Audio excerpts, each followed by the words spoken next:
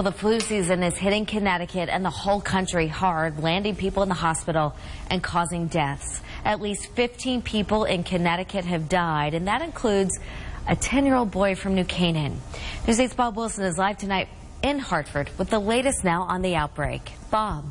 I mean, how bad is it? Just to put it in perspective for you, the CDC, Center for Disease Control in Atlanta, they were having a meeting today on nuclear preparedness.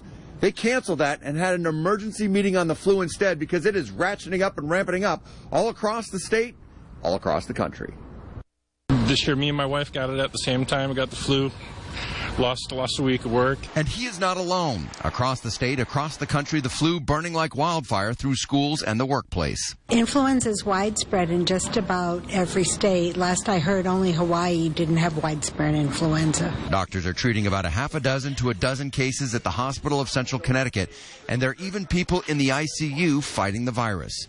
The state health department reports flu cases are way up from last year. My wife's turned into pneumonia, so it was worse for her than it was for me.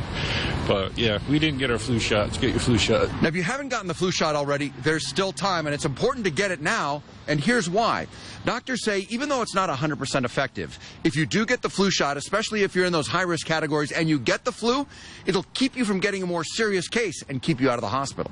We do know that the influenza vaccine, even if you get the flu, can prevent you from getting hospitalized or even a more serious complication. On top of getting your flu shot, wash your hands, stay at home if you're sick, and try not to touch your face. That's how the germs get into your body, through your eyes, nose, and mouth. I work with students, so yes, there are germs everywhere, so I always get my flu shot. And getting on the elevator today to go down to do our flu story, a woman gets in. She has a paper towel in her hand, and she hits the button on the elevator with a paper towel. And I said, germs? She goes, I'm not playing that game.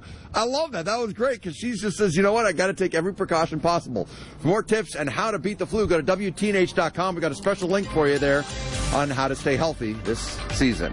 I'm Bob Wilson reporting live in Hartford, News 8. Smart move there, Bob. Thank you. Experts say that the symptoms of this year's flu are presenting in different forms, and they're not the same for everyone. So doctors are not seeing those classic flu-like symptoms like in years past. Most people will get an upper respiratory tract infection, they'll get some rhinorrhea, they'll get a sore throat, high fever. Temperatures can vary from about 100 to up to 106. They can have some degree of headache, they get myalgias, they can feel dizzy. But most patients who present with the flu, you'll see them with cough, severe sore throat, they get headaches, they get muscle aches. And the flu isn't only hitting hard in Connecticut. 20 children across the country have died from the flu this winter. In California, health officials say 42 people younger than 65 have died from the flu. That's compared to 9 just this time last year. Hospitals across the country are overwhelmed. Some are setting up ER tents in the parking lots. Health officials think the flu season is peaking, but it won't likely go anywhere for the next several months. New at